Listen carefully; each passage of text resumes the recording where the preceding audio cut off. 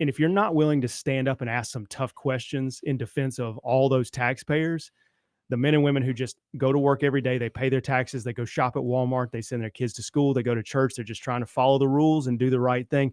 If you're not going to stand up for them and you're instead just going to stand up for one person that you may know who's famous, like, what kind of representative are you? That's not the kind of person that I vote for. But look, his constituents can make their own decisions about whether they like him or not. Yeah, I thought that he really lost me the second he went to the formula that you used to come up with like, what the penalties and whatnot that FAR vote. And let me ask this, and you may or may not be able to answer this because it's currently in litigation. Yep. Was there something differently done to figure up his debt versus somebody else's? No, our statute tells us how to calculate interest, and without getting super nerdy and into the weeds, it's basically 1% per month interest, non-aggregated. So that means that we don't add any interest back into the principal. That's set by law. So that's just kind of the way we do it. And then we track our investigative hours and that kind of thing.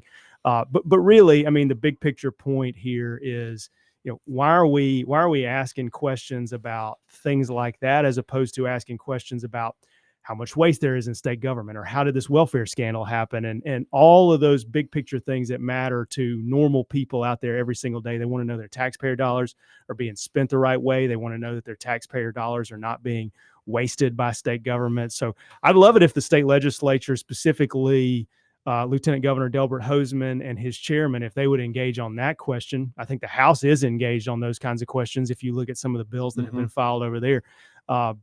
But I'm still waiting on state Senate leadership to really take up the findings that we've had over the course of the past 2 or 3 years and start crafting legislation to fix some of these problems.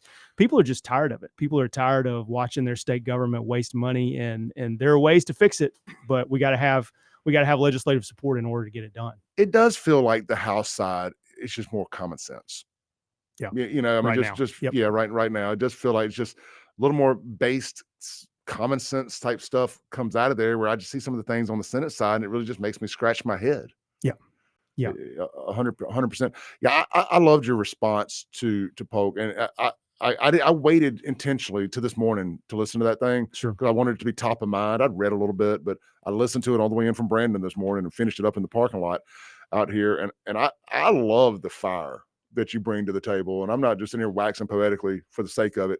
When he even tried to suggest or something about you maybe having a family member associated with that firm. You weren't happy about that. You can't say that. No. You cannot say that stuff without, like, I don't run out there and have a press conference and say, hey, I heard John Polk cheated on his taxes. Like, you can't just say rumors out loud, frame them as a question, and then act like that's a normal thing to do in public life. And look, I probably would have a little more patience if he had done that about me, if he had said something false about me and framed it as a question.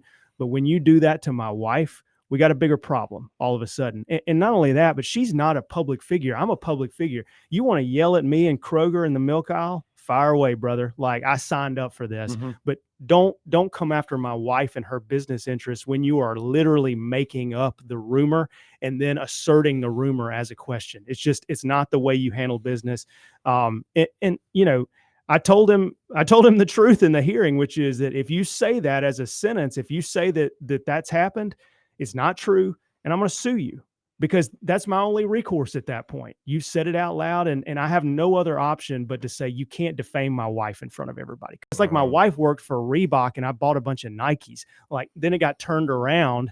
And like, oh, Shad's wife works for Nike, and he bought a bunch of Nikes with taxpayer money. Well, no, it's the exact opposite of that. And again, like, his job as a representative is not to just read something on the internet and be like, oh, I guess that's true. Maybe I should bring that up in a formal hearing in the state Senate. His job is to sort through fact from fiction and ask good questions based on that.